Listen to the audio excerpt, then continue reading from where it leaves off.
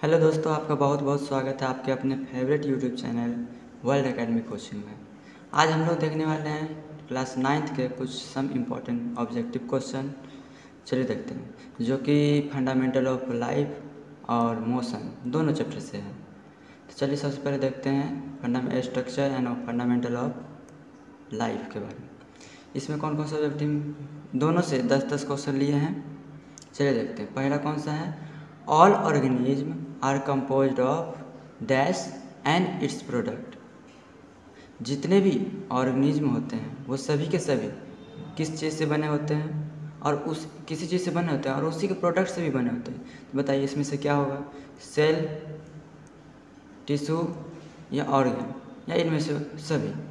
क्या इन सभी से बने होते हैं? बिल्कुल। बोलोगे हमारे शरीर तो ऑर्गन से बना हुआ ऑर्गन सिस्टम भी है हमारे शरीर में, है कि नहीं। ह्यूमन बॉडी में ऑर्गन सिस्टम भी है, टिश्यू भी है, सेल भी है। लेकिन यहाँ बोला गया ऑल ऑर्गेनिज्म, जितने भी ऑर्गेनिज्म हैं वो सभी के सभी तो ऑर्गन और टिश्यू से नहीं बने होते हैं। कुछ जो होते हैं सिर्फ और सिर्फ सेल से ही बने होते हैं, कुछ होते हैं टिश्यू और सेल दोनों से बने होते हैं। क्योंकि टिश्यू जब टिश्यू से बना हुआ है तो उसमें सेल ऑटोमेटिक सेल से बना हुआ है, क्योंकि सेल बहुत सारे सेल आपस में मिलकर ही टिश्यू का फॉर्मेशन करते हैं, है कि नहीं। तो यहाँ इसका आंसर क्या हो जाएगा हमारा, सेल। क्या हो जाएगा, सेल। यानी जितने भी ऑर्गेनिज्म हैं वो सभी के सभी हमारा सेल से कंपोज होते हैं, सेल से ही मिलकर बने होते हैं। ठीक है, तो हमारे यहाँ राइट आंसर ए हो जाएगा। आंसर ए हो जाएगा कौन, सेल। ठीक है, आई होप आपको ये समझ में आ गया। दूसरा है, which one of the following is a type of cell. ये सभी में से कौन सा है जो कि सेल का एक टाइप है। पहला है प्रोकैरियोटिक, दूसरा यूकैरियोटिक और तीसरा है ए और बी दोनों।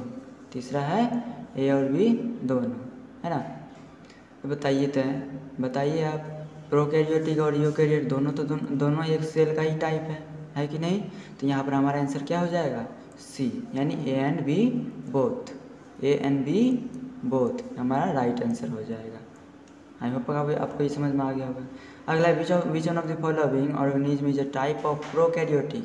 आप जानते होंगे कि प्रोकैरियोटिक सेल मात्र सिर्फ हम किसको बोलते हैं, बैक्टीरिया को। क्या बोलते हैं, बैक्टीरिया। बैक्टीरियल सेल जो होता है सिर्फ और सिर्फ क्या होता है, प्रोकैरियोटिक होता है।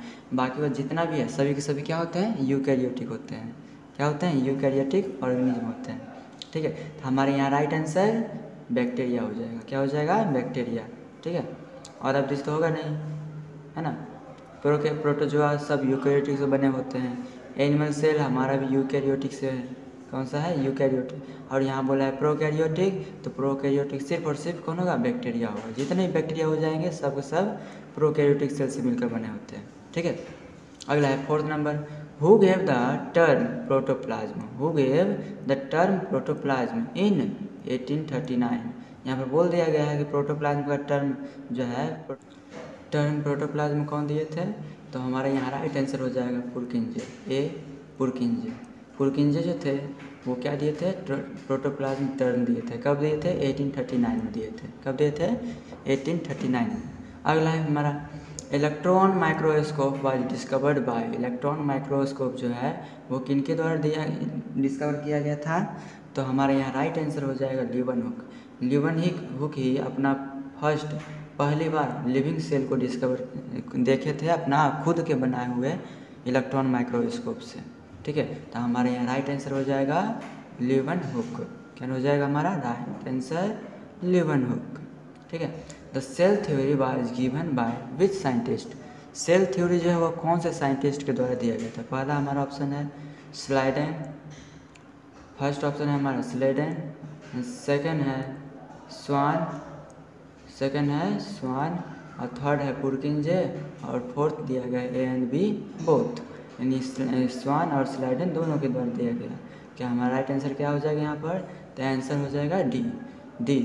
क्या हो जाएगा, डी। यहाँ हमारा स्लाइडन और स्वान दोनों साइंटिस्ट के द्वारा हमारा सेल थ्योरी दिया गया था। ठीक है, और इसमें बताया गया था कि जितने भी सेल हैं वो सभी के सभी प्री एग्जिस्टिंग सेल से मिलकर बने होते हैं।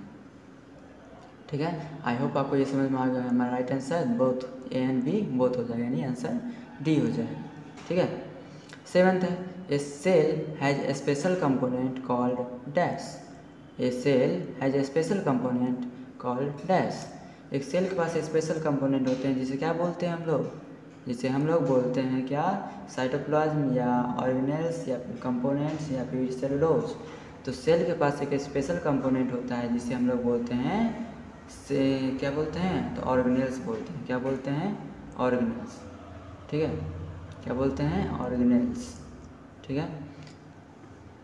8 है cell membrane is made up of. Cell membrane जो है वह किससे बना होता है, सेल मेम्ब्रेन। तो यहाँ हमारा आंसर हो जाएगा lipid and protein both. Lipid and protein दोनों का बना होता है हमारा सेल मेम्ब्रेन, यानी हमारा राइट आंसर यहाँ पर हो जाएगा सी। राइट आंसर हो जाएगा सी, हो जाएगा सी, यहाँ पर हो जाएगा बी। ठीक है। 9th नंबर हो जाएगा हमारा how many types of endoplasmic reticulum. हम लोग जानते हैं कि इंडोप्लाज्मिक रेटिकुलम का कितने टाइप हैं, 2 टाइप हैं। कौन कौन सा, RER और SER, यानी रफ इंडोप्लाज्मिक रेटिकुलम और स्मूथ इंडोप्लाज्मिक रेटिकुलम। यहाँ कितने हो जाएंगे, 2। हमारा राइट आंसर 2 हो जाएगा। कितने हो जाएगा, 2 हमारा यहाँ राइट आंसर हो जाएगा। चलिए लास्ट एंड 10th नंबर देखते हैं। Which organelles are attached with RER to synthesize protein।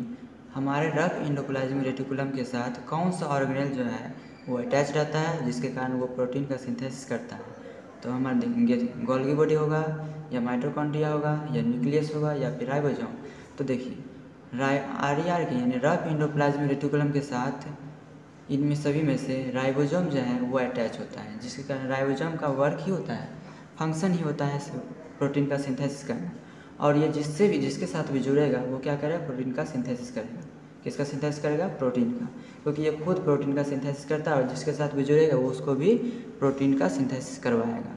ठीक है, यहाँ पर हमारा राइट आंसर हो जाएगा ऑप्शन डी, राइबोसोम। तो हमारे RER के साथ रफ इंडोप्लाज्मिक रेटिकुलम के साथ राइबोसोम अटैच रहता है। यहाँ पर राइट आंसर डी हो जाएगा। आई होप आपको ये समझ में आ गया होगा। थैंक्स, धन्यवाद।